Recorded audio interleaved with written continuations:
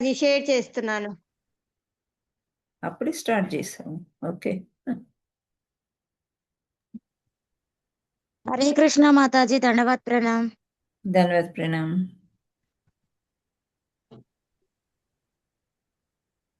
हरे कृष्ण माताजी, दंडवत प्रणाम। धन्यवाद।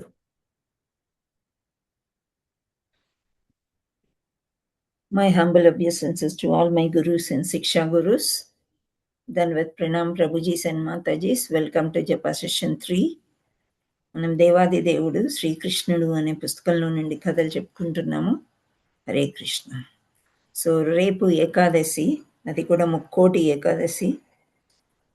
అండ్ ఎల్లుండి ఇస్కాన్ వాళ్ళు, అంటే మనము ఎల్లుండి సెలబ్రేట్ చేసుకుంటాం ఏకాదశి. రేపు కూడా ఉంది, ఎల్లుండి కూడా ఉంది. తగులు మిగులు వచ్చాయి. సో 2 days ఏకాదశి వ్రతాన్ని పాటించాలి. హరే కృష్ణ. ఓం అజ్ఞానతిమిరాంధస్య జ్ఞానాంజనాశలాకయా చక్షురున్మిలితం యేన తస్మై శ్రీగురవే నమః. శ్రీచైతన్యమనోభీష్టం స్థాపితం యేన భూతలే స్వయం రూపా కదా మహ్యం దదాతి స్వపదాంతికం. వందేహం శ్రీగురు శ్రీయుతాపదకమలం శ్రీగురూన్ వైష్ణవాంచ శ్రీరూపం సాగ్రజాతం సగణ రఘునాథాన్వితం తం సజీవం సాద్వైతం సావధూతం పరిజన సహితం కృష్ణ చైతన్య దేవం శ్రీరాధా కృష్ణ పాదాన్ సగణ లలితా శ్రీ విశాఖాన్వితాంచ నమో విష్ణుపాదాయ కృష్ణ ప్రస్థాయ భూతలే శ్రీమతే భక్తి వేదాంత స్వామిన్నితి నామినే. నమస్తే సారస్వతే దేవి గౌరవాణి ప్రచారిణి నిర్విశేష శూన్యవాది పాశ్చాత్య దేశతారిణి. నమో మహావదన్యాయ कृष्ण प्रेम प्रदायते कृष्णाय कृष्ण चैतन्य नाम्ने गौरत्विषे नमः. हे कृष्णा करुणा सिंधु दीनबंधु जगत्पते गोपेशा गोपिका कांता राधा कांता नमस्तुते. तप्त कांचन गौरांगी राधे वृंदावनेश्वरी वृषभानुसुते देवी प्रणमामि हरिप्रिये. वाञ्छाकल्पतरुभ्यस्य कृपा सिन्धुभ्य एव च पतितानां पावनेभ्यो वैष्णवेभ्यो नमो नमः. जय श्री कृष्ण चैतन्य प्रभु नित्यानंद श्री अद्वैत गदाधर श्रीवासादि गौर भक्त वृंदा. हरे कृष्ण कृष्ण कृष्ण हरे हरे हरे राम राम राम हरे हरे. जय जय श्री चैतन्य जय नित्यानंद जय अद्वैत चंद्र जय गौर भक्त वृंदा. जय जय श्री चैतन्य जय नित्यानंद जय अद्वैत चंद्र जय गौर भक्त वृंदा. जय जय श्री चैतन्य जय नित्यानंद जय अद्वैत चंद्र जय गौर भक्त वृंदा. ओम नमो भगवते वासुदेवाय. ओम नमो भगवते वासुदेवाय. ओम नमो भगवते वासुदेवाय. नारायणं नमस्कृत्य नरं चैव नरोत्तमं देवीं सरस्वतीं व्यासं ततो जयमुदीरयेत् नष्टप्रायेषु भद्रेषु नित्यं भागवतसेवया भगवते उत्तमश्लोके भक्तिर्भवति नैष्टिकी. कृष्णाय वासुदेवाय देवकीनन्दनाय च नन्दगोपकुमाराय गोविन्दाय नमो नमः. मुखं करोति वाचालं पङ्गुं लङ्घयते गिरिं यत्कृपातमहं वन्दे श्रीगुरुं दीनतारिणं परमानन्दमाधवं श्रीचैतन्य ईश्वर. हरे कृष्ण.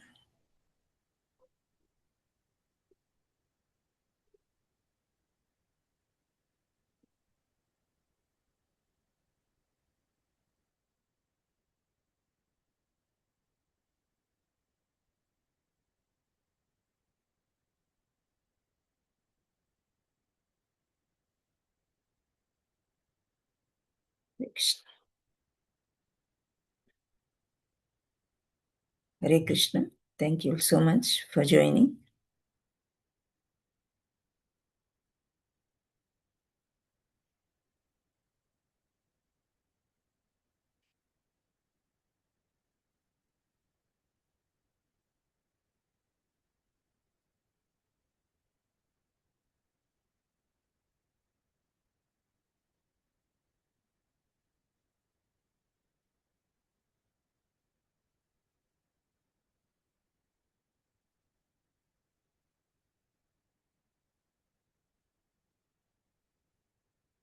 దేవాది దేవుడు శ్రీకృష్ణుడు.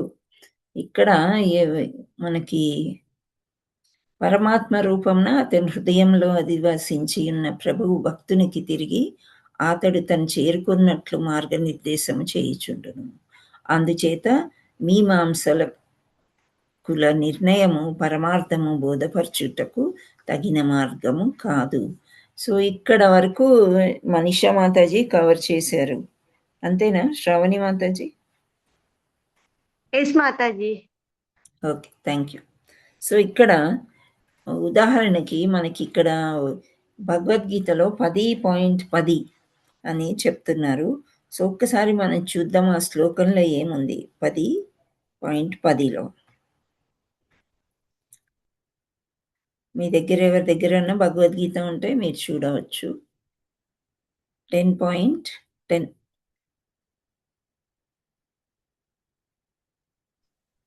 హరే కృష్ణ మాతాజీ. ప్రణామాలు. మాతాజీ చదవనా మాతాజీ? నేను ఓపెన్ చేయలేదు ఇంకా, నేను చెప్తాను అప్పుడు చదవండి. 10.10. ఓకే.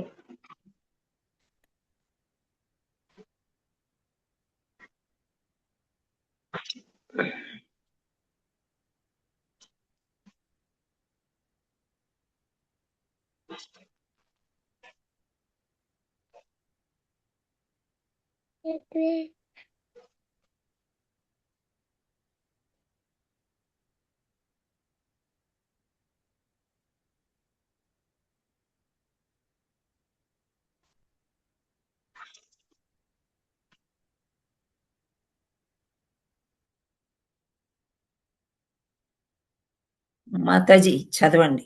తేషాం సతతయుక్తానాం భజతాం ప్రీతిపూర్వకం దదామి బుద్ధియోగం తం ఏన మాముపయంతి తే. చదవండి మీరు. హరే కృష్ణ. హరే. తేషాం సతతయుక్తానాం భజతాం ప్రీతిపూర్వకం దదామి బుద్ధియోగంతం ఏన మాముపయాంతి తే. హరే కృష్ణ. హరి బోల్. సో ఇక్కడ అనువాదం ఏం చెప్తున్నారంటే, ప్రేమతో నా సేవయందు నిరంతరాసక్తులయ్యుండు వారికి నన్ను చేరగల బుద్ధి యోగమును నేను ఒసగుదును. సో ఇక్కడ శ్రీకృష్ణ పరమాత్ముడు ఏమంటున్నాడంటే, ఎవరికైతే ఆ సేవ మీద ఆసక్తి ఉంటుందో, ఎటువంటి సేవ అంటే భౌతిక సేవ కాదనమాట, ఆధ్యాత్మిక సేవ అంటే భగవంతుడి సేవ. భగవంతుడి సేవ కావాలనుకునే వాళ్ళు ఏం కావాలనుకుంటారు? ముందుగా ఎవరిని సేవిస్తారు? భగవంతుడిని సేవించాలనుకునేటప్పుడు ముందుగా ఎవరిని సేవించాలి? గురువుని మాతాజీ. గురువుని. ఎస్, గురువుని సేవించాలి. అప్పుడే మనకి దారి దొరుకుతుందన్నమాట. ఏదైతే బావిలో పడిపోతే ఎవరైనా తాడు వేస్తే బాగుండు పైకి ఎక్కొచ్చు అనుకుంటాం కదా, అలాంటి సమయంలో ఆ తాడు అనేది గురువు. సో గురువుని చేత పట్టుకుని, మన గురువు చెయ్యి పట్టుకుని మనము నడుచుకుంటూ ఉంటే భగవంతుడి దగ్గరికి ఈజీగా మనము వెళ్ళగలుగుతాం అన్నమాట. ఇంకా గురువుతో పాటు మనం ఇంకా ఏం కావాలి మనకి భగవంతుడి దగ్గరికి సేవ చేయాలంటే? సాంగత్యం కావాలి, సత్సాంగత్యం కావాలి. అంటే ఎప్పుడు సాంగత్యంలో ఉంటూనే మనము గురువు దగ్గరికి వెళ్ళడానికి ప్రయత్నం చేయాలి. ఒంటరిగా మనం వెళ్ళలేము. ఒంటరిగా మనం ఏమి చేసినా సరే భగవంతుడిని చేరుకోవడం చాలా కష్టం. సో భగవంతుడు దగ్గర నుండే మనం వచ్చాం, ఆ విషయాన్ని మనం గుర్తు చేస్తూ భగవంతుడు ఎల్లవేళలా మన హృదయంలో ఉంటూ మనకి మార్గదర్శకం చేస్తూ ఉంటారు అని ఇక్కడ మనము నేర్చుకోవాలన్నమాట. సో అలా మార్గదర్శనం గురువు చేస్తున్నారు అంటే మనం ఏం చేయాలి?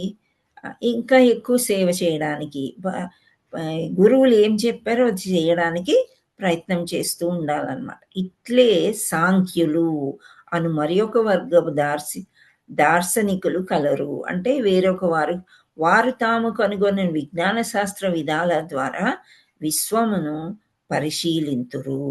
సో ఇక్కడ కొందరు శాస్త్రజ్ఞులు ఉంటారు. మనము పిల్లలకి కూడా ఐఐటిలో చేర్చడానికి, ఇంజనీరింగ్లో చేర్చడానికి ఇష్టపడతాం. కానీ ఆధ్యాత్మికంగా కూడా కొన్ని శిక్షా మందిరాలు ఉంటాయి, అవి చేర్చడానికి చాలా వెనకాడుతూ ఉంటాం అన్నమాట. అవి మన వల్ల కాదు, మనకు అవసరం లేదు అని మనం అనుకుంటూ ఉంటాం. సో, ఆ విశ్వాసం ఏంటి? శాస్త్రాల ద్వారా విశ్వాసాన్ని కలిగిస్తారు. కానీ ఏదైతే శాస్త్రజ్ఞులు విజ్ఞానం అని చెప్పి ఇప్పుడు కనిపెట్టుకుంటున్నారో, అవన్నీ ఎప్పుడో పూర్వమే మన శాస్త్రాల్లో రచించి ఉన్నాయన్నమాట. కాకపోతే మనం శాస్త్రాలు చదవలేదు, మనకి తెలియలేదన్నమాట. ఇప్పుడు ఆయుర్వేదిక్ అనుకోండి, ఇవి మామూలుగా ఇప్పుడు జనరల్ టాక్ మనం తీసుకున్నట్లయితే ఎక్కడ చూసినా పళ్ళు, ఫలాలు ఎక్కువ తినండి, కూరగాయలు ఎక్కువ తినండి, జీర్ణకోశం నీట్‌గా పెట్టుకోండి అని చెప్తున్నారు. ఇవన్నీ శాస్త్ర విధానాలు కాకుండా భగవద్గీతలో గూడా ఏమన్నారు? ఫలం పత్రం, పుష్పం, ఫలం, తోయం. ఇవి నాకు సమర్పించి తీసుకోండి. అంటే భగవంతుడు ఈ ఫుడ్‌నే దీన్నే నిర్దేశించారనమాట. ఇవే తీసుకోవాలి అనేది. సో, శాస్త్రాల్లో ఉన్నదే ఇక్కడ విజ్ఞాన శాస్త్రం అని చెప్పి మనం చదువుకున్న దాన్ని నమ్ముతాము. కానీ ఇప్పుడు విమానం ఉదాహరణ తీసుకుంటే, విమానాన్ని కనిపెట్టారు. విమానాన్ని దేనితో పోలుస్తారు? హరే కృష్ణ. విమానం ఎగురుతుంది గదా! సో, మనిషి మనకి యొక్క జీవితమే మాతాజీ. పక్షులు హరే గూడా కృష్ణ. ఎగురుతూ ఉంటాయి. మాతాజీ సో, పక్షిని చూసి పక్షులతో పక్షి పోలుస్తారు. యెస్. పక్షి ఇలా రెక్కలు ఆడిస్తూ ఎలా వెళ్తుంది అని ఆలోచించి మానవుడు విమానాన్ని కనిపెట్టాడనమాట. సో, పక్షి ఎలా ఎగురుతుంది? ఇప్పుడు జంతువులున్నాయి. మనం ఎగరగలమా? మనం గానీ, వేరే 4 కాళ్ళ జంతువులున్నాయి కదా! అవన్నీ ఎగరగలుగుతాయా? నా మాతాజీ. ఎగరలేవు. సో, భగవంతుడు ఏం చేశాడు? ఎగిరే రకరకాల జీవుల్ని సృష్టించాడనమాట. సో, పక్షుల్ని ఎగిరేటట్టు చేశాడు. ఎలా అంటే, దానిలో గాలి బుడగలు చాలా ఉంటాయి. పక్షి యొక్క శరీరం చాలా తేలిగ్గా ఉంటది. కొంతవరకే ఎగిరే పక్షులు ఈ నెమలి, కోళ్ళు ఇట్లాంటివన్నమాట. కానీ బాగా పైకి ఎగిరే పక్షుల్లో గాలి తిత్తులు ఎక్కువగా ఉంటాయి. గాలి ఎక్కువగా ఉంటది వాటిల్లో. అందుచేత అవి గాలి నింపుకొని పైకి ఎగురుతూ ఉంటాయి. మనకి బ్రేక్ ఉంటది గదా! ఆ తోక బ్రేక్ లాగా వాడుతది. ఆ తర్వాత ఇట్లా తిరుగుద్ది టర్నింగ్ అంటాం గదా! మనం కార్‌ని టర్న్ జేయడము, సైకిల్ టర్న్ అలాగే విమానం కూడా తిరుగుతుంది ఇటు అటు. అంటే డైరెక్షన్‌ని బట్టి. సో, ఈ పక్షి గూడా ఇట్ చేంజెస్ ద డైరెక్షన్ అన్నమాట. సో, ఇటు నుంచి అటు వెళ్ళాలి అంటే తోక సహాయంతోని అది వెళ్తుందని చెప్తారు. సో, ఇవన్నీ సృష్టి ఎక్కడుందో దాన్ని అవగాహన చేసుకునే శాస్త్రజ్ఞుడు కనిపెట్టాడు. కానీ శాస్త్రాల ద్వారా విశ్వమును పరిశీలింతురు. అంటే శాస్త్రమే కరెక్ట్ అని మనము అనుకుంటూ ఉంటాం. ఈ విశ్వమున ఒక సృష్టికర్త, పరమ నియామకుడు కలడని వారు అంగీకరింపరు. సో, ఇప్పుడు శాస్త్రాల ప్రకారం ఇది తినాలి, అది తినాలి అని చెప్తూ ఉంటారు. కానీ అసలైన శాస్త్రం ఎవరు? భగవంతుడే అన్నీ చేశాడు. చేసిన దాన్నే మనం కాపీ చేస్తూ ఉన్నాం. ఇంతకుముందు కూడా ఈ రంగుల యొక్క కలయిక అనేది మనం చర్చించుకున్నాం. ఏంటంటే పచ్చని ఆకులకి ఆరెంజ్ పువ్వులు, పింక్ ఫ్లవర్స్ చూడడానికి ఎంతో అందంగా. అవన్నీ చూసి మానవుడు ఏం చేశాడు? ఆ కలర్స్‌నే బట్టల మీద వేయడం గానీ, పెయింటింగ్స్ వేయడం గానీ, దుప్పట్లు చేసుకోవడం గానీ, ముందు నేచురల్‌గా వాటి నుండే డై తీసేవారు. ఆ తర్వాత కెమికల్స్ వేసి ఆ కలర్స్ ఎలా వస్తాయి అనేది అంటే ఏంటి? ప్రతీది కూడా మనకి విశ్వం నుండి సృష్టించిన భగవంతుడి నుంచే వచ్చింది. కానీ వీళ్ళు అంగీకరించరు అని చెప్తున్నారు. ఒక తెగ కలిగిన వాళ్ళు అంగీకరిస్తారు. ఇంకో సెకండ్ టైప్ వాళ్ళు అంగీకరించరు అని చెప్తున్నారు. పంచభూతముల పారస్పరిక చర్య వలననే సృష్టి జరుగుతున్నదని ఒక అపసిద్ధాంతాన్ని వారు ప్రచారం చేయుదురు. సో, పంచభూతాల ద్వారా అంటే మట్టి నుండి గానీ, నీరు నుండి ఇది పుట్టింది, ఇదొస్తుంది, నీరు నుండి ఎలక్ట్రిసిటీ వచ్చింది. ఇవన్నీ అంగీకరిస్తారు పంచభూతాల నుంచి. కానీ పంచభూతాలు ఎవరు చేశారు అని వాళ్ళు గుర్తించరు అని చెప్తున్నారు. సో, ఆ సిద్ధాంతాన్ని వాళ్ళు ప్రచారం అంటే పంచభూతాల నుండే అన్నీ వస్తాయి గానీ భగవంతుడు ఏం చేయలేదు అని అంటారంట. సో, భగవద్గీత 9.10 ఈ సాంఖ్యుల సిద్ధాంతాన్ని అంగీకరింపదు. సో 9.10 ఎవరి దగ్గరైనా పుస్తకం ఉంటే ఆ శ్లోకం తీయండి.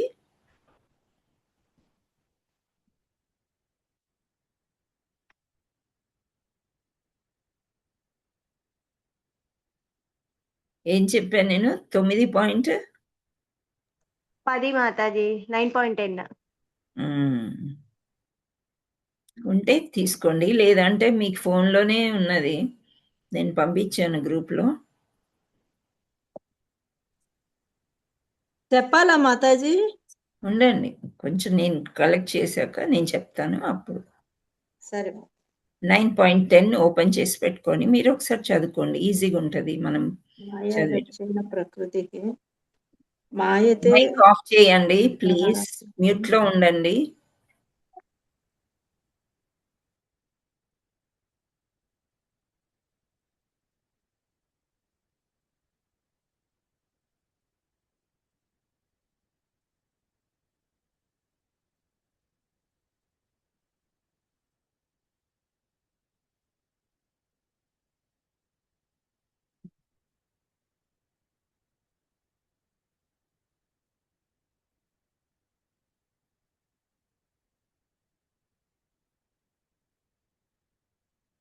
హరే కృష్ణ. మయా దక్షేణ ప్రకృతి సుయతే సచరాచరం హేతునావేన కౌంతేయ జగద్విపరివర్తతే. ఓ కౌంతయ్య, నా శక్తులలో ఒకటైన ఈ భౌతిక ప్రకృతి నా అధ్యక్షతను వర్తించుచు స్థావర జంగమాలను సృష్టించుచున్నది. దాని నియమమును అనుసరించియే ఈ జగత్తు మరల మరల సృష్టించబడు లయమునందుచున్నది. ఇది భగవద్గీతలో భగవంతుడు చెప్తున్నాడు అనమాట. ఏంటి? నా శక్తులలో ఒకటి, ఎన్ని చాలా శక్తులు, శక్తిమంతుడు కదా భగవంతుడు. సో అష్టైశ్వర్యాల్లో ఇది ఒకటి. సో ఈ శక్తుల్లో ఎన్నో శక్తులు ఉన్నాయి. ఆ శక్తుల్లో ఒకటి ఈ ప్రకృతి కూడా నా అధ్యక్షతనే వర్తించు స్థావర జంగమాలు అంటున్నారు. అంటే స్థావరంగా ఉండేవి, కదిలేవి.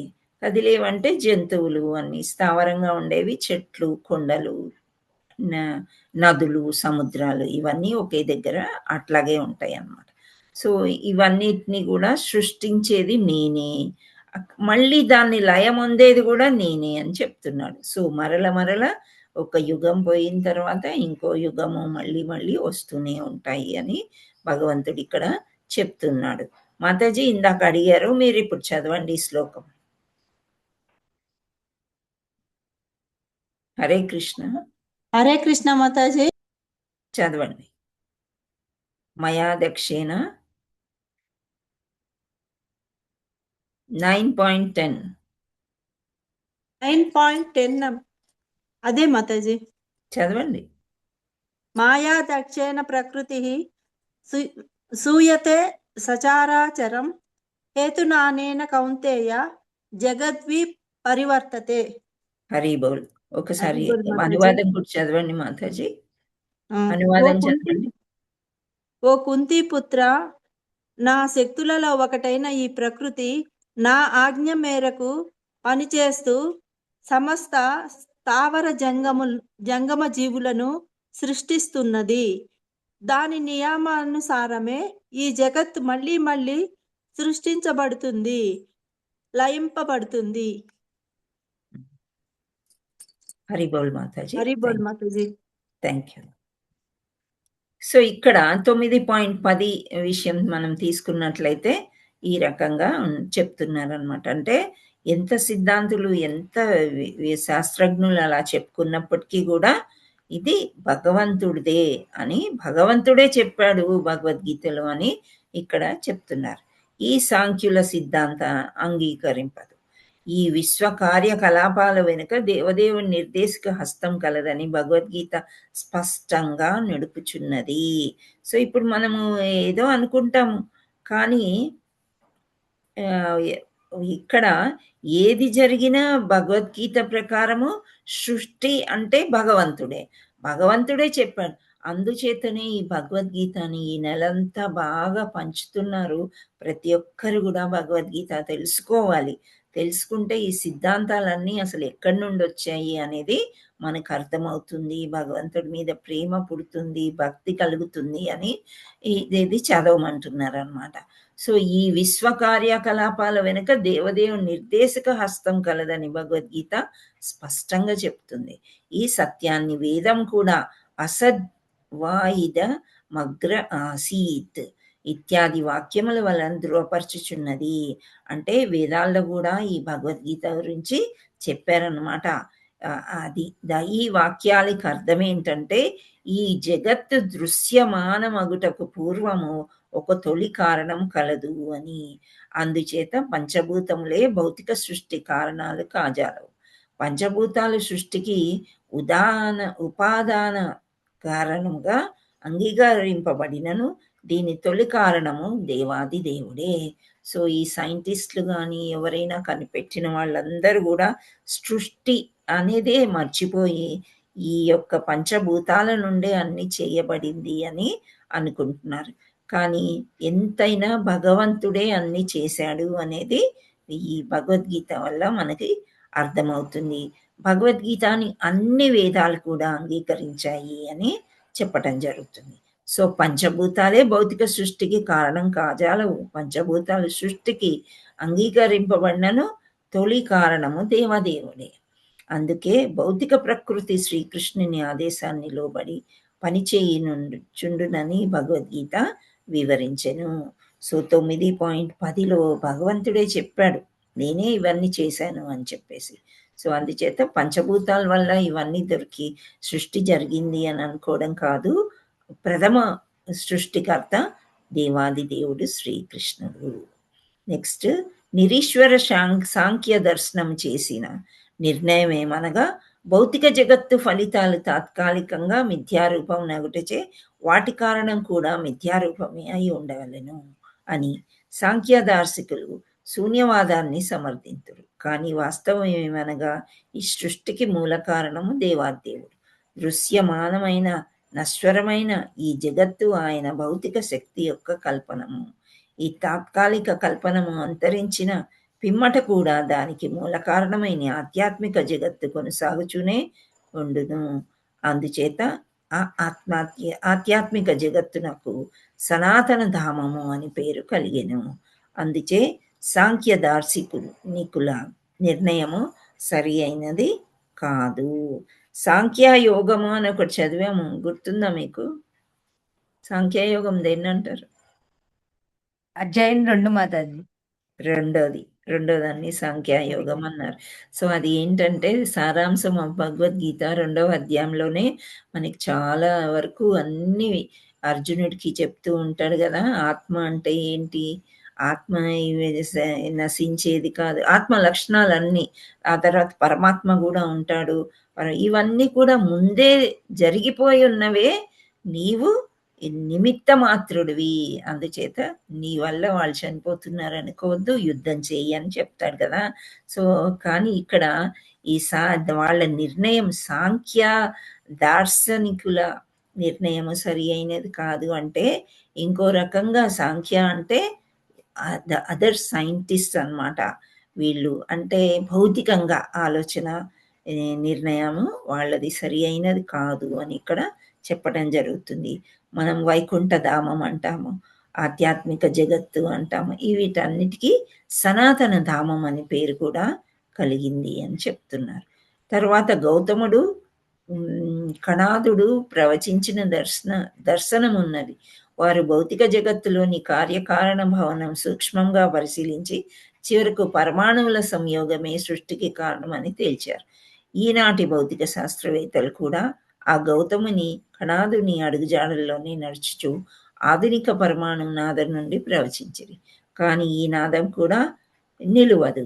ఎలా అనగా, సర్వంనకు మూల కారణము చైతన్యరహితమైన పరమాణువులు కాదు. ఈ అంశాన్ని భగవద్గీత, శ్రీమద్ భాగవతము, వేదములు ధృవపరచుచున్నవి. అందు ఏకో నారాయణ ఆసీత్ అని నుడివడెను. సృష్టికి పూర్వం నారాయణుడు ఒక్కడే ఉండెను అని దీని అర్థము. శ్రీమద్ భాగవతము వేదాంత సూత్రము సృష్టికి మూల కారణము చైతన్య సహితమైనదనియు సృష్టిలో సర్వము అది ప్రత్యక్షంగానూ పరోక్షంగానూ గమనించుచుంది అని చెప్పుచున్నారు. భగవద్గీతలో శ్రీకృష్ణ భగవానుడు ఇట్లా నేను అహం సర్వస్య ప్రభవ అనగా సర్వమునకు నేను ప్రభవ స్థానము, మత్తః సర్వం ప్రవర్తతే అనగా నా నుండియే సర్వము ఉద్భవించుచున్నది.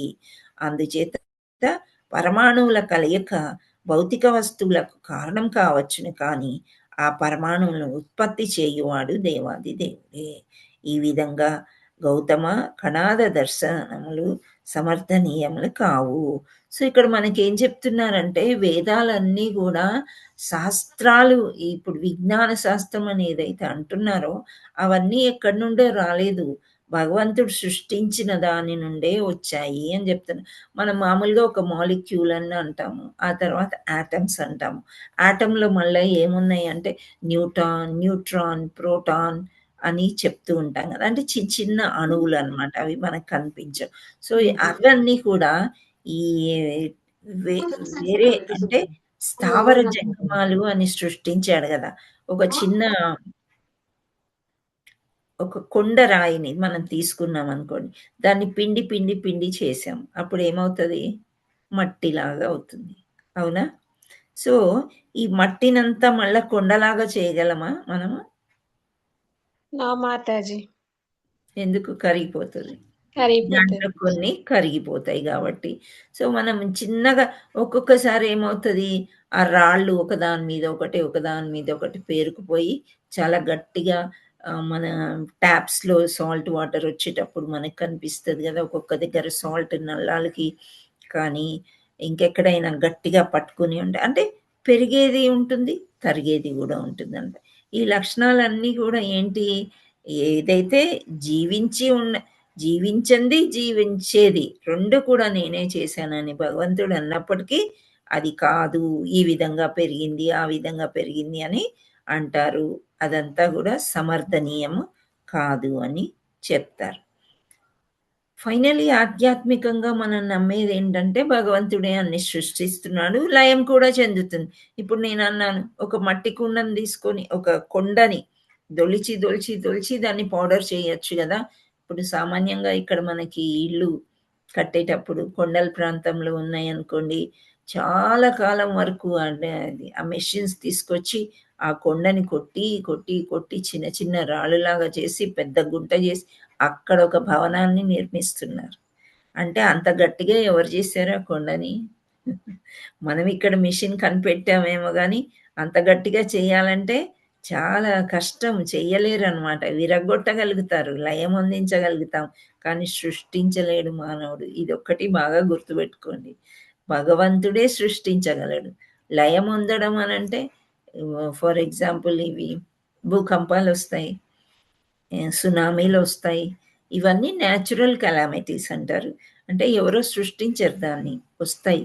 అదే ఆటం బాంబ్ వేశారు అనుకోండి, అక్కడ కూడా నష్టం జరుగుతుంది. అది మనిషి చేసే చర్య అన్నమాట. సో ఆ రకంగా ఎంత పెద్దగా అయినా, ఎంత పెద్ద సైంటిస్టులు అయినా కానీ భగవంతుడు ముందు వాళ్ళు ఏమీ కాదు అని ఇక్కడ చెప్పటం అన్నమాట. అణువుల నుంచి వచ్చింది, సో దాన్ని కొండని రాయిలాగా చేసి రాయిని బ్రేక్ చేస్తే చిన్న చిన్న అణువులు వస్తాయి, వాటిని ఆటమ్స్ అంటాము. వాటిని మళ్ళీ న్యూట్రాన్స్ ఇవన్నీ అతుక్కుని లోపల కెమికల్ బాండింగ్ జరిగి అవి అలా జరుగుతాయి అని మనిషి చెప్తాడు. కానీ భగవంతుడు అవన్నీ కూడా శాస్త్రాల్లో ముందే చేసి చెప్పి, నైమిషారణ్యం వెళ్తే అక్కడ మనకు కనిపిస్తాయి. అక్కడ ఒక రాళ్ళ మీద రాసున్నాయి న్యూటాన్, ప్రోటాన్, న్యూట్రాన్ అని.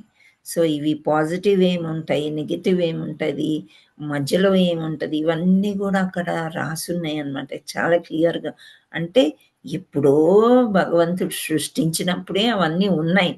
కాకపోతే మేధావులు అంటే మానవుడికి కొంత శక్తి ఇచ్చాడు భగవంతుడు, ఆ శక్తివంతులన్నీ ఇవి చేశారనమాట. సో ఇట్లే అష్టావక్రుడు, శంకరుడు మున్నగు వారు ప్రవచించిన నిరాకారవాదము నిరాకారమగు బ్రహ్మజ్యోతియే సృష్టికి మూల కారణమని ప్రతిపాదించుచున్నది. వీరి సిద్ధాంతం ప్రకారం దృశ్యమానమగు భౌతిక జగత్తు తాత్కాలికం. అసత్తు కాని దానికి మూల కారణమైన నిరాకారమగు బ్రహ్మజ్యోతి మాత్రం సత్తు కాని ఆ వాదం కూడా సమర్థనీయం కాదు. సో ఇక్కడ ఎందుకు చేత అని అంటే అది సమర్థనీయం కాదు అని అంటుంది. నిరాకార బ్రహ్మంలోకి అది ఏమీ లేదు. భగవంతుడు ఉన్న దగ్గర భగవంతుడు చుట్టూ ఉండే జ్యోతియే బ్రహ్మజ్యోతి. సో ఆ జ్యోతిలోకి వెళ్ళి ఫర్ ఎగ్జాంపుల్ ఇప్పుడు మనకి ఒక ఎంట్రన్స్ ఉంది, ఒక మంచి పెద్ద ఫంక్షన్కి వెళ్తున్నాము. ఎంట్రన్స్ చుట్టూ మనకి చాలా వలయాలు ఉన్నాయి అన్నమాట. ఫస్ట్ ఈ గేటు, ఆ గేటు, ఆ గేటు, అక్కడి నుంచి అప్పుడు వెళ్ళినప్పుడే ఎక్కడికైతే వెళ్ళాలనుకున్నామో ఆ కార్యక్రమాన్ని మనం రీచ్ అవ్వగలుగుతాం. కానీ అక్కడ రీచ్ అవ్వలేదనుకోండి, మనకి వెనక్కి వచ్చేస్తాం కదా. అలాగే బ్రహ్మజ్యోతినే మూల కారణం అన్నీ అనుకున్నప్పుడు అవి కాదు, భౌతిక అవి తాత్కాలికం అన్నమాట. ఏదైతే నిరాకారము ఓన్లీ జ్యోతిని మాత్రమే బ్రహ్మ అని అంటే భగవంతుడు అని అనుకుంటారో అదే కరెక్ట్ అని అనుకుంటున్నారు. కానీ బ్రహ్మజ్యోతిలోకి వెళ్ళినప్పుడు అక్కడ తిరిగి తిరిగి తిరిగి ఆత్మకు ఒక ఫామ్ అనేది దొరకదన్నమాట. ఆత్మ అనే దానికి ఎప్పుడు ఒక శరీరం అనేది దొరకాలి. అది ఆధ్యాత్మిక శరీరమైనా లేదా భౌతిక శరీరమైనా ఏది లేకుండా బ్రహ్మజ్యోతిలో ఉండి ఉండి ఉండి ఆ తర్వాత మళ్ళీ వెనక్కి వచ్చేస్తాయి. అందుచేత ఇది అసత్తు, సత్యమే కాదు, తాత్కాలికము, టెంపరరీ అని చెప్తున్నారు. సో భగవంతుడు బ్రహ్మజ్యోతి తన దేహం నుండియే వెలువడుచుందని 14వ చాప్టర్లో చెప్తాడు భగవంతుడు. బ్రహ్మజ్యోతిలో ఐక్యమైన వాళ్ళు తర్వాత ఎప్పుడో నన్ను చేరుకుంటారు అని అంటే ఆ తర్వాత ఇంకా ఎక్కువ భక్తి చేసినప్పుడే చేరుకోగలుగుతారు అన్నమాట. భగవానుడే స్వయంగా బ్రహ్మజ్యోతి దేహం నుండే వచ్చేది. బ్రహ్మ సంహిత కూడా బ్రహ్మజ్యోతి శ్రీకృష్ణుని దివ్య మంగళ గ్రహణం అని నుండి వెలువడి కాంతి సముదాయం అని ధృవపరచు. అందుచే నిరాకారమైన బ్రహ్మము ఈ సృష్టికి మూల కారణము కాజాలదు. నిజమైన మూల కారణము సంపూర్ణ చిత్రరూపమైన దేవాది దేవుడు గోవిందుడు. సో ఇక్కడ నిరాకారవాదులు చేయు ప్రమాదకరమైన ఒక వాదం ఏమనగా భగవానుడు భూమిపై అవతరించినప్పుడు ఆయన త్రిగుణాలతో కూడిన ప్రాకృతిక శరీరము స్వీకరించి ఆ మాయావాది సిద్ధాంతం మిక్కిలి ప్రమాదకరమైన చైతన్య మహాప్రభు దీనిని తీవ్రంగా నిరసించను.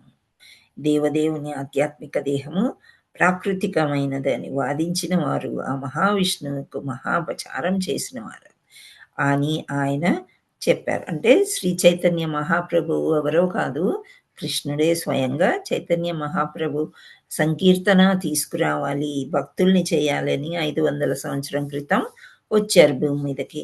ఆయన చెప్తున్నారనమాట.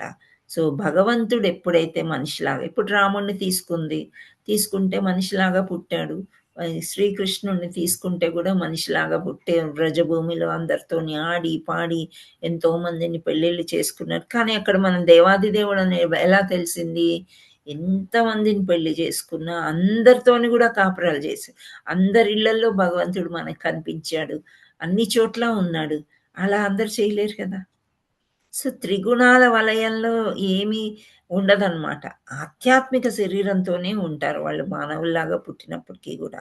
సో అది భగవద్గీతలో మానవ రూపంలో శ్రీకృష్ణుడు, రాముడు, చైతన్యం మున్నగు అవతారాలు భగవానుడు భూమిపై దిగి వచ్చినప్పుడు ఆ రూపాలను మూడులు దుష్టులు మాత్రమే నిరసింతురని పేర్కొనేను.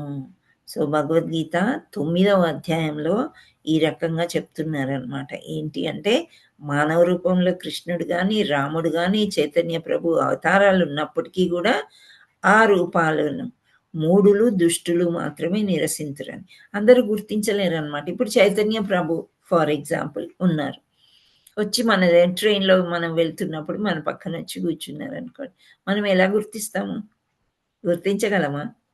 మానవుల్లాగే ఉన్నాడు, మానవుల్లాగే ధోతి కుర్తా వేసుకున్నారు, ఆ పైన పిలక ఉంటుంది. అంటే సో ఎలా వైష్ణవులు ఎలా ఉంటారో అలా ఉన్నాడు. ఎవరో కృష్ణ కాన్షియస్ అనుకుంటాం కానీ మనం ఎలా గుర్తిస్తాము? హరే కృష్ణ చెప్పండి. తిలకంతో మాతాజీ. పెట్టుకుంటారు కదా బొట్టు తిలకం. తిలకంతో కృష్ణ కాన్షియస్ అని తెలుస్తుంది కానీ ఆయన చైతన్య మహాప్రభు దివ్య మంగళ రూపము ఇవన్నీ మనకు తెలియదు. ఎవరో గురువులు చెప్తేనే నీ పక్కన కూర్చుని మీకు ఎంత అదృష్టం కలిగింది, పక్కనే కూర్చున్నారు, ఆయన ఎవరు అనుకున్నారు, జయపతాక స్వామి, ఆయన ప్రపాదుల వారు, ఇలా ఎవరు చెప్తేనే తెలుస్తుంది. మనం గుర్తించాలంటే వాళ్ళ గురించి తెలుసుకుని ఉండాలి. బుక్స్ అంతేనా చదివితే కాదు? తెలుస్తుంది మాతాజీ. వాళ్ళ గురించి తెలుసుకుని ఉంటాయి. కానీ వాళ్ళకి భగవంతుడే మన పక్కన ఉన్నారనుకోని మనకి ఆ దివ్య జ్ఞానం అనేది భగవంతుడే ఇవ్వాలి. అప్పటి వరకు మనకు తెలియదు అనమాట. సో అలా మానవ రూపంలో ఉండే వాళ్ళందరూ కూడా వీళ్ళు దేవుళ్ళు కాదు, ఆధ్యాత్మిక శరీరం వాళ్ళకి లేదు అనే వాళ్ళని మనము వాళ్ళు దుష్టులు మాత్రమే ఇలా అంటారు అని చెప్తున్నారు అన్నమాట. హరే కృష్ణ. సో నిరాకారవాదం దారుణమైన అపసిద్ధాంతం అని వేద పురుషులు దాన్ని ఖండించారు. బ్రహ్మ సంహితలో దేవదేవుని దివ్య మంగళ విగ్రహము ఆనంద చిన్మయ రసము అని అభివర్ణించబడింది. దేవదేవుడు ఆధ్యాత్మిక దేహాన్నే తప్ప ప్రాకృతిక దేహాన్ని ఎన్నడూ స్వీకరింపడు. ఆయన తన దేహంలో ఏ భాగంనైనా దేనినైనా ఆస్వాదింపగలడు. అందుకే ఆయన సర్వశక్తిమంతుడు. ప్రాకృతిక దేహంలో ఒక అంగము ఒక నిర్దిష్ట కార్యం మాత్రమే నిర్వర్తించు. చేతిలో ఒక వస్తువును పట్టుకొనగలవే కానీ చూచుటకు వినుటకు అనే పనులను అవి చేయజాలవు. దేవదేవుని దేహము ఆనంద చిన్మయ రసము లేక సచ్చిదానంద విగ్రహము కావున ఆయన ఏ అంగంతోనైనా దేనినైనా ఆస్వాదింపగలరు, ఏ పనినైనా నిర్వర్తింపగలరు. దేవదేవుని ఆధ్యాత్మిక విగ్రహాన్ని ప్రాకృతిక దేహంగా అంగీకరింప యత్నించుట ఆయనను బద్ధ జీవాత్మ స్థాయికి దిగి లాగి చూచుటే అగును. బద్ధుడైన జీవాత్మకు ప్రాకృతి దేహం ఉండును. అందుచేత భగవానునికి కూడా ప్రాకృతిక దేహాన్ని కల్పించినచో నిరాకారవాదులు దేవదేవుడు సాధారణ జీవులు ఒక్కటే అని వాదానికి తేలికగా ప్రచారం చేయుట సాధ్యమగును. సో ఇంకా నిరాకారవాదులు అంటే ఒక ఆకారమే లేదు వాళ్ళకి భగవంతుడిని పూజించడానికి అని అనుకున్నప్పుడు వాళ్ళు ఏదైనా అంటారు, ఏమైనా చేయగలరు కూడా. సో అవన్నీ కూడా మనం పెద్దగా నమ్మకూడదు అని చెప్తున్నారు. వాస్తవానికి దేవదేవుడు భూమి మీద అవతరించినప్పుడు ఆయన వివిధ లీలలను ప్రదర్శించారు. ఆయనను ఆ తల్లి యశోద ఒడిలో పవలించిన బాలకృష్ణుని రూపాన్ని పెద్దవాడైన రాక్షసులను సంవరించిన రూపం నాకు ఎట్టి భేదం లేదు. తన బాలస్వరూపంతో కూడా కృష్ణుడు పూతన, తృణావర్తుడు, అకాసురుడు మున్నగ రాక్షసులతో పోరాడాడు. యవనంలో దంతవక్తుడు, శిశుపాలుడు మున్నగ రక్కసులతో పోరాడినప్పుడు బలము ఆ బాల్యదేహంలో కూడా అభివ్యక్తమయ్యను. భౌతిక జగత్తులో బద్ధుడైన జీవాత్మ ఒక దేహం విడిచి మరొక దేహాన్ని స్వీకరించినప్పుడు ఆ వెనుకటి దేహం గూర్చి పూర్తిగా మర్చిపోవను. కానీ భగవద్గీత వలన కృష్ణుడు సచ్చిదానంద విగ్రహుడగుటచే కొన్ని లక్షణాలు సంవత్సరాల క్రితం తాను సూర్య భగవాన్కి భగవద్గీత బోధించిన సంగతి స్మరింపగలిగినని స్పష్టమగుచున్నది. ఇక్కడ భగవద్గీత ముందు సూర్య భగవానుడికి చెప్పిన తర్వాత ఆయన తర్వాత మనుకి చెప్పడము ఇవన్నీ కూడా త్రేతాయుగంలో ఇక్ష్వాకులు వాళ్ళ రాజ్యంలో అందరూ తెలుసుకున్నారు భగవద్గీత గురించి. కానీ నెమ్మదిగా నష్టపోయి నష్టపరంతప మర్చిపోవడం అనేది జరిగిందనమాట. అందుచేత మళ్ళీ ద్వాపరయుగము కలియుగము ద్వాపరయుగం ముగిసి కలియుగం వచ్చే సమయంలో మళ్ళీ అర్జునుడికి భగవద్గీత కురుక్షేత్ర రణరంగంలో ఆ యుద్ధ భూమిలో చెప్తాడనమాట. సో అంటే అర్జునుడు కూడా ముందు ఉన్నాడు, ఇప్పుడు కూడా ఉన్నాడు కృష్ణుడితో సమానంగా. కానీ అర్జునుడికి అది గుర్తులేదు. ఆ విషయమే 4వ చాప్టర్లో 4వ అధ్యాయంలో భగవద్గీతలో శ్రీకృష్ణుడు చెప్తాడు. అప్పుడు ముందు నువ్వు ఉన్నావు, ఇప్పుడు మనం ఇద్దరం ఉన్నాం, ముందుకు కూడా ఉంటాం. కానీ ఈ ఆత్మ అనేది ఒక దేహాన్ని వదిలి ఇంకో దేహాన్ని మారుతూ ఉంటుందిగా, మనం మర్చిపోతాం. పూర్వజన్మలో మనం ఎవరు ఏంటి అనేది మనకి ఏమీ తెలియదు. కానీ భగవంతుడు కాబట్టి భగవంతుడికి గుర్తున్నాయి అవన్నీ. సో ఇట్లాంటి ప్రూఫ్స్ అన్నమాట. చిన్నప్పుడు ఎంతమందినో చంపేస్తాడు. పూతనని చంపుతాడు, తృణావర్తుని, అగాసుడిని. కాస్త పెద్దగా అయ్యాక దంతవక్తుడు, శిశుపాలుడు ఈ రాక్షసులతో పోరాడి కంసుడిని చంపుతూ ఉంటాడు కదా. అంటే బాల్యదేహం చిన్న బాబు ఎలా చంపుతాడండి రాక్షసుల్ని? భగవంతుడు కాబట్టే చేయగలిగాడు. సో ఇక్కడ చెప్పేది ఏమంటే, కొన్ని లక్షల సంవత్సరాల క్రింద సూర్య భగవాను గురించి భగవద్గీత బోధించిన సంగతి మళ్ళీ చెప్తున్నాను. నేను అప్పుడు చెప్పాను కానీ వీళ్ళందరూ మర్చిపోయారు అని మళ్ళీ చెప్తున్నాను. అదే అర్జునుడికి గుర్తులేదు. మన ఎవ్వరికి కూడా పూర్వజన్మ గుర్తుండదు. పూర్వజన్మ గుర్తుంటే గనక అమ్మ నాన్న ఎక్కడున్నారు, నా భార్య భర్త ఎక్కడున్నారని వెతుక్కుంటూ వెళ్ళిపోతాం కదా మనం. గుర్తుండదు మనకి. కానీ భగవంతుడికి గుర్తుంది. చెప్తాడు పూర్వజన్మలో ఎన్నో జన్మల క్రితం నువ్వు ఇది చేసావు కాబట్టే ఇప్పుడు ఇది. ఎవరికి చెప్తాడు? ముఖ్యంగా ధృతరాష్ట్రుడికి.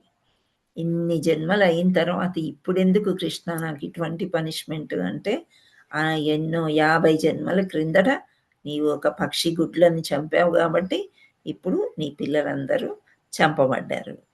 అలా అన్నమాట. సో అది డిఫరెన్స్ అని చెప్తున్నారు ఇక్కడ. దేవాది దేవుడు సర్వశక్తిమంతుడు, సర్వజ్ఞుడు, స్వామి దేహం నిశ్చయంగా ప్రాకృత్యం కాదు. ఇవన్నీ ప్రూఫ్స్ అన్నమాట. ఈ సైంటిస్టులు ఏమంటున్నారు? ఈ పంచభూతాల నుండి దేహం చేయబడింది, అందుకే పంచభూతాల్లోకి వెళ్ళిపోతుంది. సో సృష్టి అనేది ఎక్కడ జరిగింది? దేవాదేవుడు చేశాడంటే కాదు, ఇక్కడ భౌతిక ప్రపంచంలోనే జరిగింది. కృష్ణుడు కూడా రాముడు కూడా మనుషుల్లాగా పుట్టిన వాళ్ళ దేహాలు కూడా మన దేహాలు లాంటివే అని అంటారు. అంటే ఇక్కడ మనకి సాక్ష్యాలు ఇస్తున్నారు అన్నమాట. కాదు, ఆయన సర్వశక్తిమంతుడు అండ్ ప్రాకృతం కాదు ఆయన దేహము అని. దేవాదేవుడు ప్రాకృతి శరీరంలో ఈ లోకంలో అవతరించు అను మాయావాదుల సిద్ధాంతం ఏ విధంగా సమర్థనీయము కాదు.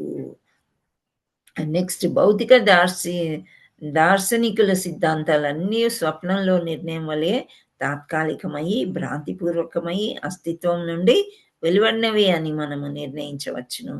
పరమ సత్యాన్ని భక్తిపూర్వకమైన భగవత్ కైంకర్యం ద్వారా మనం మాత్రమే సాక్షాత్కారం చేసుకొని వీలగును. భగవానుడు భక్త్యామాం అభిజానంతి అంటే భక్తి ద్వారా మాత్రమే జనులు నన్ను గుర్తింపగలుగుదురు అని ప్రకటించి ఉన్నాడు. సో భగవద్గీతలో మనకి 18 అధ్యాయాలు ఉన్నాయి. ఒక్కొక్క అధ్యాయానికి ఒక్కొక్క పేరు ఇచ్చుకుంటూ దీంట్లో జ్ఞానం తెలుస్తుంది, దీంట్లో యోగా అంటే ప్రాణయోగా, ఇట్లాంటి రకరకాల యోగాలు ఉన్నాయి కదా, మెడిటేషన్, అవి తెలుస్తాయి.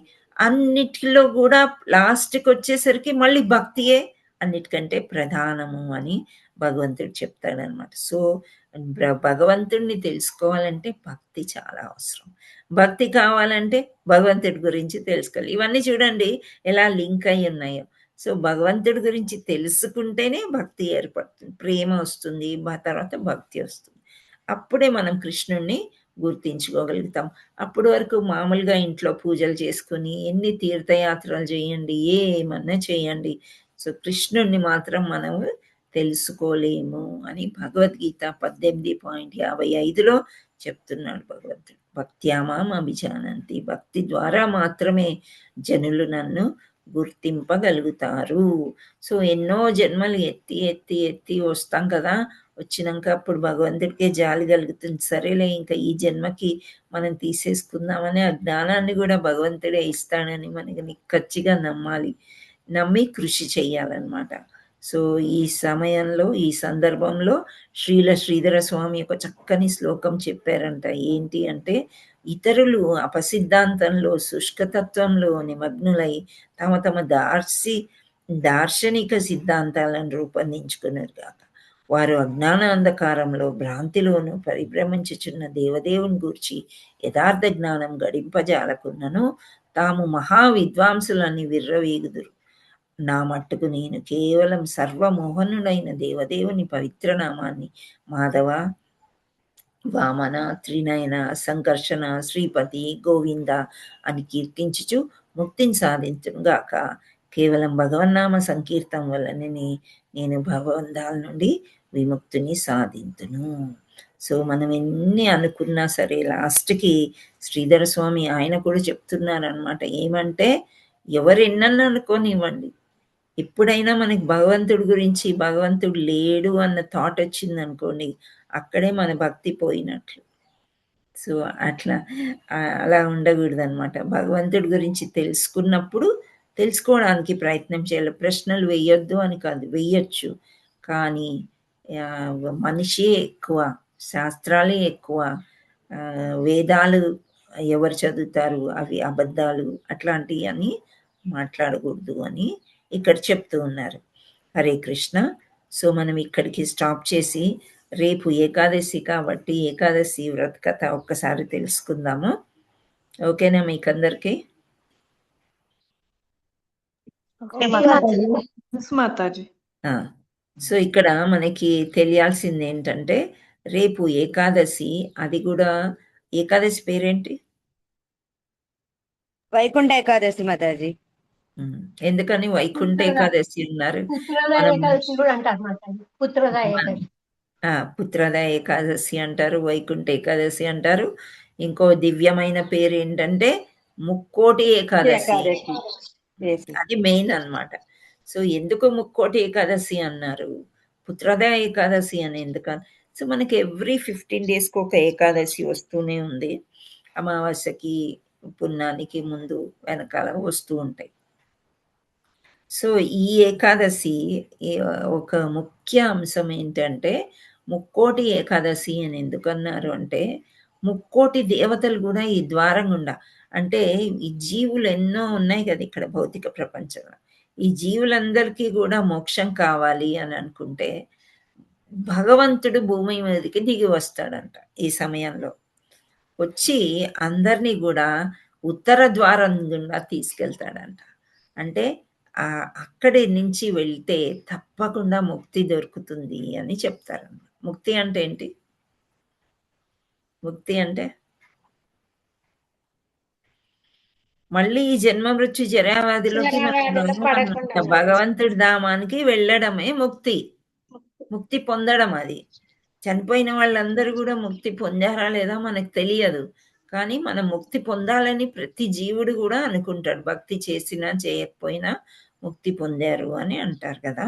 సో అలా క్లియర్గా ముక్తి పొందాలి. మనం ఇప్పుడు భగవద్గీత చదివినప్పుడు మనకు తెలుస్తుంది మళ్ళీ ఈ ఇంకో జన్మ అంటూ ఉంటుంది, మళ్ళీ వస్తాము అని. కానీ లేకపోతే అందరూ కూడా ముక్తి పొందారు అని అనుకుంటారు. సో ఆ ముక్తి పొందించడానికి అంటే భగవంతుడు కూడా ఈ భూమి మీదకి వచ్చి ఉత్తర ద్వారాలన్నీ గుళ్ళల్లో ఓపెన్ చేసి అది తీసుకెళ్తారంట. ముక్తి పొందడానికి ఆ ద్వారం తీస్తారు అని చెప్తారు. వైకుంఠంలో కూడా ఆ ద్వారం తీయిస్తారనమాట. ఎందుచేత వైకుంఠంలో తీయిస్తారు అంటే, ఇక్కడ ఏకాదశి యొక్క మురా అనే రాక్షసుడు యొక్క స్టోరీ మీకు గుర్తుందా? మురా అనే రాక్షసుడు దేవతల్ని చాలా కష్టపెడతాడు. ఆ తర్వాత ఇంకా భగవంతుడు కొంచెం యోగా నిద్రలోకి వెళ్ళి ఒక గుహలో పడుకునేసరికి ఆయన శరీరంలో నుండి ఒక శక్తి అనేది వస్తుంది. ఆమె ఏకాదశి. అది ఏకాదశి రోజు వచ్చింది కాబట్టి ఆమె పేరే ఏకాదశి. ఆమె ఫైట్ చేసి మురా అనే రాక్షసుని చంపివేస్తుంది అనమాట. కృష్ణుణ్ణి ఆల్మోస్ట్ కాపాడినట్టు. సో నీకేం వరం కావాలో కోరుకో అంటే, ఇట్లా 15 రోజులకు వచ్చే ఏకాదశి అందరూ కూడా ఆ వ్రతం చేసుకున్న వాళ్ళు చక్కగా ధామ్కి, నీ యొక్క కృష్ణధామానికి వైకుంఠానికి చేరుకునేటట్టు నన్ను ఆశీర్వదించమని చెప్తున్నాం. సో ఆ విధంగా చేస్తారు. సో మనం ఎందుకు ధాన్యాలు అన్నం తినకూడదు ఆ రోజు అంటే, ఈ మురా రాక్షసుడిని ఎంత సంహరించినా సరే అతను ఆ బియ్యంలో పప్పు దినుసుల్లో దాక్కుంటాడంట. సో మళ్ళీ పాపకూపంలోకి మనం పడకుండా అవి తినకుండా వేరే ధాన్యాలు తింటూ లేదా పళ్ళ రసాలు తాగుతూ ఉపవాసం చేయమని చెప్తూ ఉంటారు. అది మామూలుగా మనం ఏకాదశి. సో ప్రతి ఒక్క ఏకాదశికి ఒక రీజన్ ఉందన్నమాట. ఇప్పుడు పోయినసారి మనం చేసుకున్నది సఫల ఏకాదశి కదా, అవునా? గుర్తుందా మీకు? ఎవరికైనా గుర్తుందా? లాస్ట్ టైం సఫల ఏకాదశి మనం చేసుకున్నాము. సో ఈసారి మనం చేసుకునేది పుత్రద ఏకాదశి అన్నమాట. సో పౌష్య అంటే పుష్యమాసం అని అంటాం కదా మనము. సో ఇక్కడ శుక్ల ఏకాదశిని ఏమంటారు? పుత్రద ఏకాదశి. ఈ ఏకాదశిని సామాన్యంగా భార్యాభర్తలు కొడుకు కావాలి అని చేస్తారంట, ఒక పుత్రుడు కావాలి అని చేస్తారంట. సో ఆ రోజు ఏకాదశి పాటించి ఉపవాసం జాగరణ చేసినట్లయితే పుత్రుడు పుడతారు. సో ఏదో ఒకటి చేసేయండి, మీరు చేసేయండి అంటే కాదు కదా, ప్రమాణికం కావాలి, మనకు ఒక సాక్ష్యం కావాలి. సో పద్మ పురాణంలో ఈ విధంగా చెప్పి ఉన్నారనమాట. ప్రతి ఏకాదశికి ఎవరు మన యుధిష్ఠిరుడు వెళ్ళి శ్రీకృష్ణుని అడుగుతాడనమాట. సో చాలా చక్కగా సఫల ఏకాదశి గురించి మీరు చెప్పారు. కృష్ణపక్షంలో వచ్చింది, ఇప్పుడు శుక్లపక్షంలో వచ్చే అంటే డిసెంబర్ జనవరి మధ్యలో వచ్చే ఏకాదశి గురించి నాకు చెప్పండి అని అంటే అప్పుడు ఋషికేశ అంటే భగవంతుడు చెప్తాడనమాట. ఏమని అంటే ఈ ఈ ఏకాదశి ఎవరైతే చేస్తారో వాళ్ళకి చక్కగా కొడుకు పుడతాడు అని చెప్పి, కొడుకులు లేని వాళ్ళు ఈ ఏకాదశి చేయవచ్చు, కొడుకులు ఉన్నవాళ్ళు కూడా కొడుకులు అందరూ మంచిగా ఉండాలని చేస్తారనమాట. సో ఇక్కడ నారాయణుడు అంటే శ్రీకృష్ణుడు అంతా వివరిస్తూ ముందుగా ఏకాదశి గురించి అంతా మళ్ళీ మనం ఇప్పుడు ఎలాగైతే ఏకాదశి కథ చెప్పుకున్నామో అవన్నీ రివ్యూ చేస్తాడు యుధిష్ఠిరుడికి. ఏకాదశి ఈ విధంగా జరిగింది, ఈ విధంగా జరిగింది. సో ఇక్కడ ఒక రాజు ఉన్నాడంట, అయితే అతని పేరు భద్రావతి. అండ్ ఆ భద్రావతి అనే రాజ్యంలో సుకేతుమాన్ అనే ఒక రాజు ఉండేవాడు అనమాట. ఆ రాజు యొక్క భార్య శైబ్య అని ఉంది పేరు, శైబ్య రాణి పేరు. సో వీళ్ళిద్దరూ చాలా చక్కగా రాజ్యాన్ని ఏలుతున్నారు, మంచిగా ఉన్నాయి, అన్ని సుభిష్టంగా ఉన్నాయి, కానీ పుత్రుడు లేడు. సో ఇక్కడ ఒక విధంగా వయసు అయిపోయే కొద్దీ పుత్రుడు లేకపోయేసరికి ఆ రాజ్యాన్ని ఎవరికి అప్పగించాలి? అది ముందు కాలంలో పుత్రుడు లేకపోతే చాలా పెద్ద సమస్యగా భావించేవాళ్ళు. ఎందుకంటే పిండ ప్రదానాలు చేయాలి, వాళ్ళ యొక్క పూర్వీకులు ఉంటారు, తాతలు ముత్తాతలు చనిపోయిన వాళ్ళు, వీళ్ళందరికీ కూడా ఏ విధంగా ముక్తి పొందుతారు? ఈ కొడుకు అనేవాడే లేడు, పిండం పెట్టేవాడే లేకపోతే చాలా కష్టం అని చెప్పేసి ఒక్కొక్కరు ఆత్మహత్య చేసుకోవడానికి కూడా ప్రయత్నం చేస్తారంట. ఇదెందుకు ఈ జీవితం అనేది. సో అలాగే ఇక్కడ ఈ రాజుకు కూడా చాలా బాధ, ఎవరు తర్పణలు ఇస్తారు, ఎవరు ఎలా, మా కుటుంబం ఎలా జీవిస్తుంది ముందుకి అని ఆయన చాలా బాధపడి పడి అప్పుడు ఆయనకి ఏమవుతుందంటే నెమ్మదిగా ఒక అడవికి వెళ్తాడంట. అడవికి వెళ్ళి అక్కడ చూస్తాడు, ఏంటి అంటే చాలా ప్రశాంతంగా ఉందంట. జీవులన్నీ కూడా అక్కడ, జంతువులు కానీ మొక్కలు కానీ చెట్లు ప్రశాంతంగా, పువ్వులన్నీ విరగబూస్తూ చాలా చక్కగా ఉన్న ప్లేస్. ఇదేంటి, ఇక్కడ ఎవరు ఉన్నారు, ఇక్కడ ఈ భగవంతుడు ప్లేస్కి వచ్చినట్లు అనిపిస్తుంది, ఎవరు ఏంటి అని ఆయన చూస్తాడు. ఏం చేశాడంటే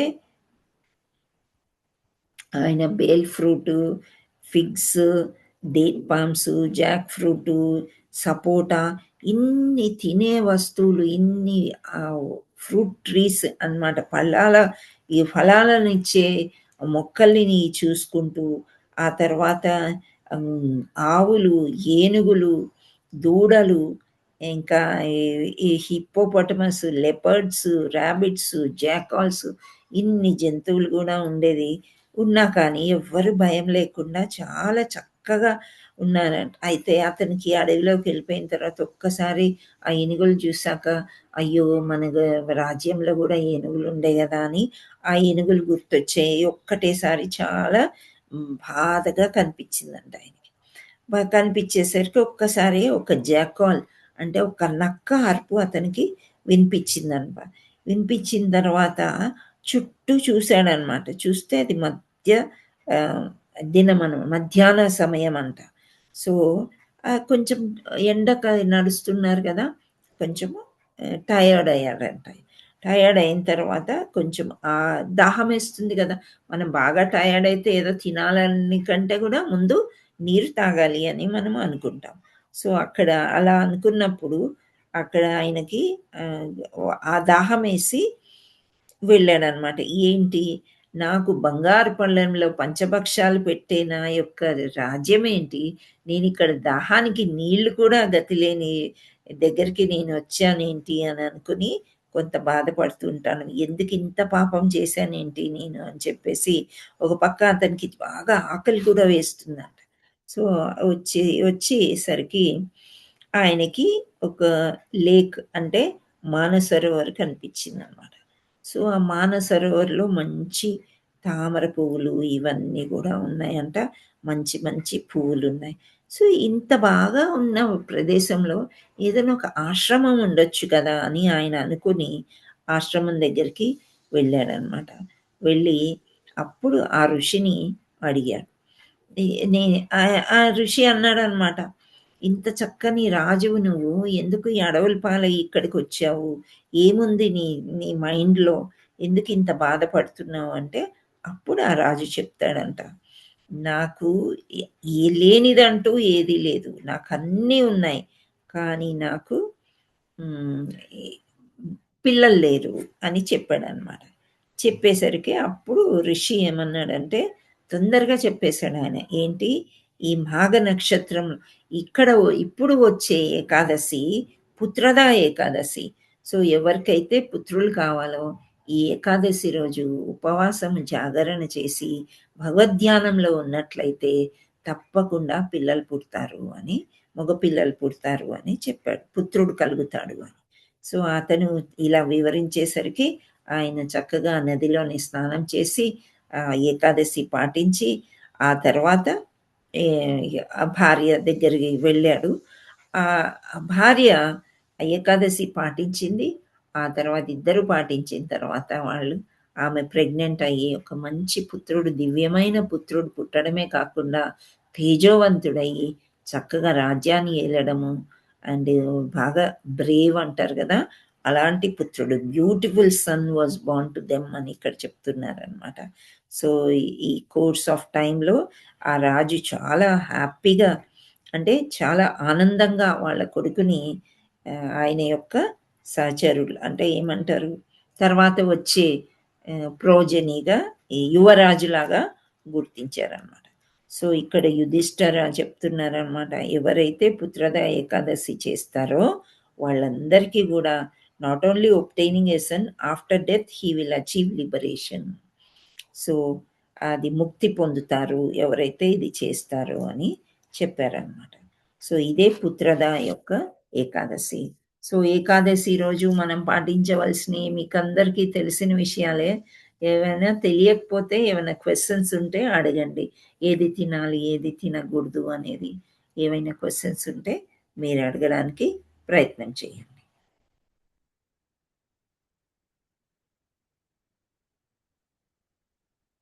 హరే కృష్ణ కృష్ణ కృష్ణ హరే హరే, హరే రామ రామ రామ హరే హరే.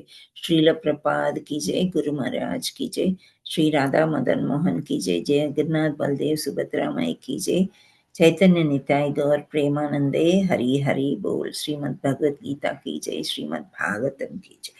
हरे कृष्ण. సో ఏమైనా ప్రశ్నలు ఉన్నాయా? హరే కృష్ణ. ఇంకొక విషయము, రేపు అందరూ కూడా దర్శనాలు చేసుకోవడానికి గుడికి వెళ్తారేమో, మనం సెలవు తీసుకుందామా?